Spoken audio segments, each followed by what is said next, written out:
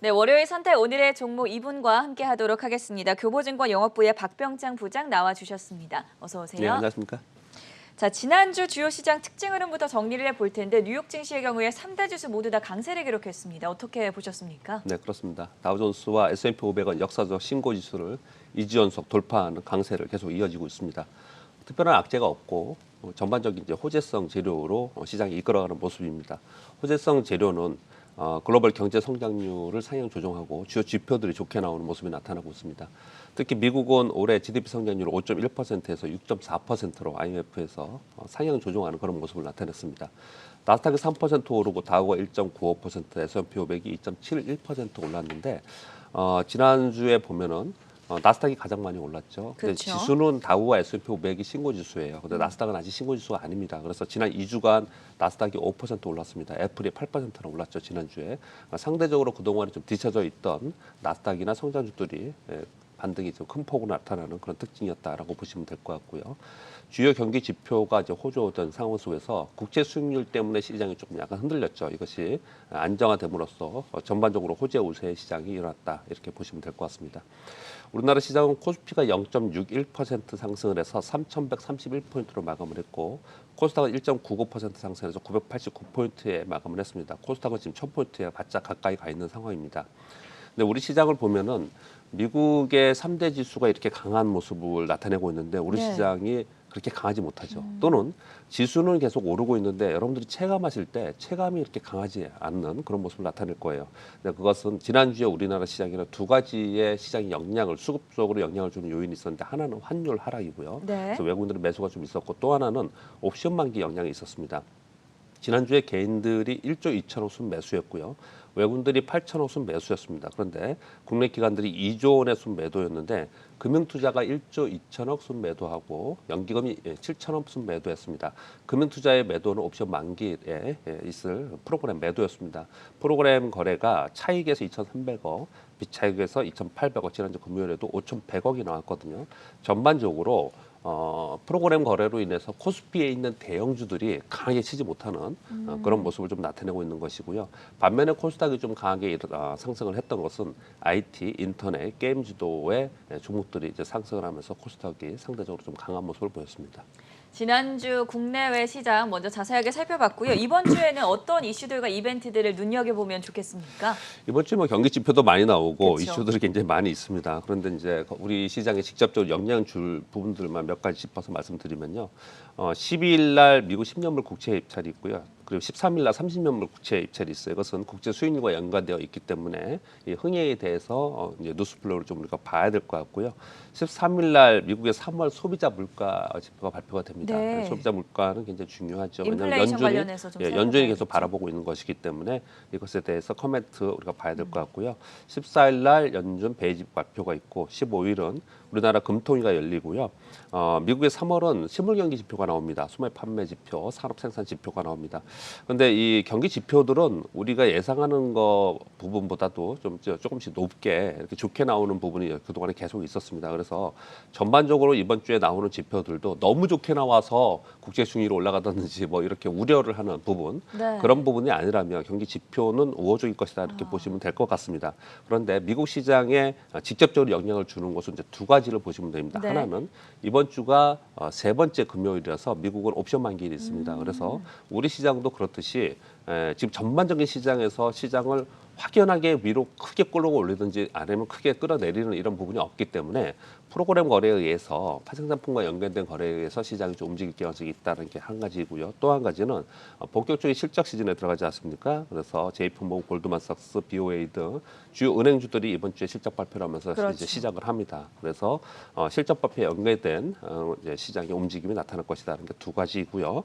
우리 시장에 영향을 주는 요인은 두 가지가 있습니다. 하나는 뭐냐면 엔비디아에서 지금 진행이 되는 엔비디아 GPU 전문 기업이죠. GPU 테크놀로지 컨퍼런스가 12일부터 16일까지 온라인으로 진행이 됩니다. 네. 이것은 자동차 부품, 전장 부품, 반도체 모든 섹터에 IT 섹터에 영향을 주기 때문에 여기에 관련된 종목들은 우리 시장에 영향을 줄 것이라고 보여지고요. 또 하나는 우리가 그동안에 기다렸던 AACI라고 얘기하는 미국의 최대 암막회 개최가 10일서부터 15일까지 온라인으로 개최가 됩니다. 지금 여러분 뉴스 보시면요. 여기에 네. 지금 관련된 뉴스들이 많이 나오거든요. 그쵸. 우리 시장에는 제약바이오가 이 4월에 미국의 아마키가 생기면서 그 과정 속에서 라이센스 아웃 한 건이 나오면 전반적인 시장이 움직이는 그런 특징이 있어요. 근데 지금 우리나라의 제일 약한 섹터가 제약바이오거든요. 그래서 여기서 좀 우리나라 좀 좋은 기업들이 좋은 결과가 좀 나오길 좀 기대를 하는데 지금 현재 예고된 바는 지금 뭐 특별한 게 좀 없는 것 같아요. 네. 그래서 여기서 어떤 내용이 나오고 거기에 영향을 받으면서 제약바이오에 관련된 종목들이 어떤 것이 있는지가 우리 시장에는 섹터별로는 좀 중요한 영향을 미치지 않을까라고 생각합니다. 미국에서는 옵션 만기일과 그리고 은행주들의 실적 발표 두 가지를 주목해 보자라고 말씀을 해주셨고 한국 쪽에서는 이제 엔비디아의 컨퍼런스와 그리고 마지막으로 최대 암학회 미국에서 열리고 있는 암학회 관련해서 바이오 섹터 주목해 보자라고 조언을 들어봤습니다. 우리 시장 이번 주에 주간 시장 전망에 대해서는 어떻게 바라보십니까? 지난주에 좀 아쉬웠다 말씀드렸잖아요. 네. 0.61%를 못 올랐어요. 미국의 신고 지수를 내고 그러는데 그쵸. 여러분 S&P 500 지수가 지금 4,130포인트인가 그렇죠? 4,100포인트를 넘었어요. S&P 500 지수가 불과 몇 년 전에 우리나라 지수하고 같았다는 거 아십니까? 같이 움직였어요. 네. 비슷하게. 그런데 우리나라 지수는 지금 3,100포인트고 거기는 4,100포인트대니까 1,000포인트가 차이가 나는 그런 움직임의 이제 갭이 벌어졌습니다. 그러면 우리 시장이 좀 더 올라갈 수 있는 지금 환경이 분명히 마련되었다는 것은 이제 느껴지잖아요. 그래서 전체적인 시장의 글로벌 시장도 그렇고 우리 시장도 그렇고 강세 기조를 유지하는 것은 맞을 것 같습니다. 거기에 네. 실적 발표가 나오고 그리고 필라델피아 반도체 지수나 우리나라의 KLX 반도체 지수가 신고가에 임박했습니다. 우리나라의 코스피의 전기전자 비중이 36%고요. 코스닥은 32%입니다. 그런 부분으로 본다면 전기전자가 선두로 해서 시장을 충분히 이끌 수 있는 그런 부분이 있었거든요. 그럼에도 불구하고 우리 시장이 상대적으로 약했던 것은 이런 것입니다. 삼성전자를 비롯한 주요 IT의 대표 종목이 좀 세게 올라가야 되는데 지금 네. 그러지 못하고 있는 것이거든요. 그쵸. 그러지 못하는 이유들을 좀 말씀을 좀 드려보도록 하겠습니다. 지난 일주일 동안 일평균 거래 대금을 봤더니 코스닥이 14조에서 14조 정도 되고요. 코스닥이 약 10에서 12조 정도 되더라고요. 네. 그러니까 비슷하죠. 한 2, 3조 뿐이 차이 안 나요. 그런데 시가총액이 코스피는 2,190조고요. 코스닥은 405조입니다. 이 얘기는 코스닥의 시가총액이 코스피가 5배거든요. 네. 그런데 거래 대금이 비슷해요. 비슷하네요. 네. 이런 얘기는 뭐냐면 그만큼 코스닥이 강한 게 아니고 코스피가 상대적으로 좀 이렇게 지금 약하다 이렇게 표현을 좀 하는 겁니다. 그럼 코스피가 상대적으로 약한 건 무엇이었냐는 거죠. 이건 수급 쪽에서 찾아야 된다는 네. 거죠.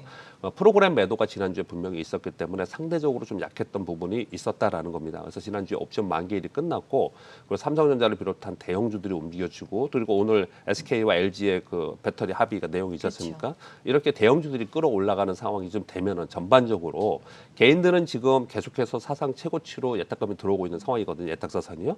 이런 가운데 기관들의 매도가 프로그램을 계속 있었단 말이에요. 그래서 외국인들은 지금 강한 매수는 아니지만 꾸준히 지금 들어오고 있고 4월에 2조 정도 샀습니다.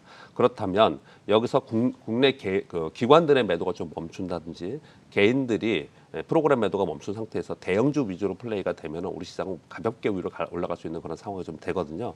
그런 부분들을 본다면 지금 전반적으로 악재보다는 호재가 있는 상황 속에서 좀 주춤주춤하는 예탁자산 이런 부분들 그리고 코스피의 상대적인 좀 약세 이런 부분들은 이제 프로그램 거래에 상당히 영향을 받았다라고 보여집니다. 그래서 이런 부분들이 조금 해소가 되면서 우리 시장은 위쪽을 바라보면서 거래를 해도 된다 이렇게 좀 판단을 좀 하고 있습니다. 좀 전에 그 뉴스 세 가지 말씀을 한국경제TV 뉴스 말씀드리면서 밥의 전략 얘기를 했지 않습니까? 지금은 뭐 이중 삼중으로 전략을 짜야 된다 종목을 이렇게 얘기를 하잖아요. 네. 그런 얘기가 왜 나오는가 이렇게 말씀을 좀 드려보면요.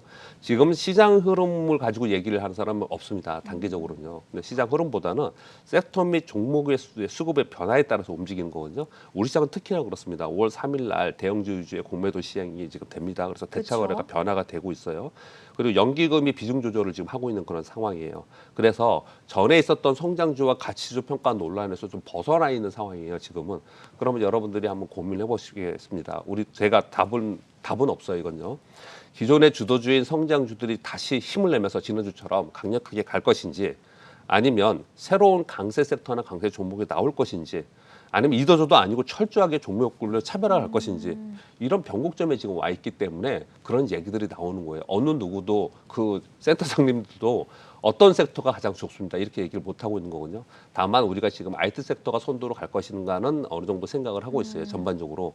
그러나 이제 어느 한쪽으로 치우쳤을 때 수익률이 이쪽이 쉬고 또 저쪽이 가고 이런 현상이 나타나기 때문에 지금 좀 다변화하면서 포트폴리오 구성하자 이런 얘기를 하는 거거든요. 그만큼 좀 어렵다는 얘기입니다. 그래서 종목 장세로 위주로 가고 실적 시즌, 제가 전형적인 실적 시즌이라고 표현을 하지 않습니까? 이거 타이틀에 전형적인 실적 시즌에서는 종목 장세가 나타납니다. 그래서 종목 위주로 여러분들이 철저하게 보셔야 된다. 그럼 생각합니다. 끝으로 어떤 종목을 살펴보면 좋을까요, 부장님? 이제 근데 종목은 짧게 그냥 말씀을 드리는 네. 시간이 많이 갔으니까요.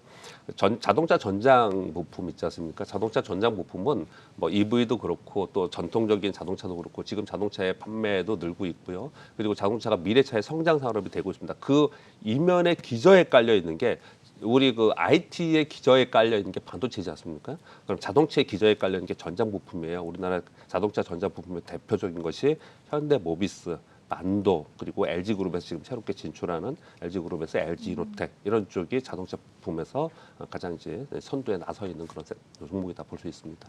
네, 지금까지 교보증권 영업부의 박병창 부장과 함께했습니다. 감사합니다. 네, 감사합니다.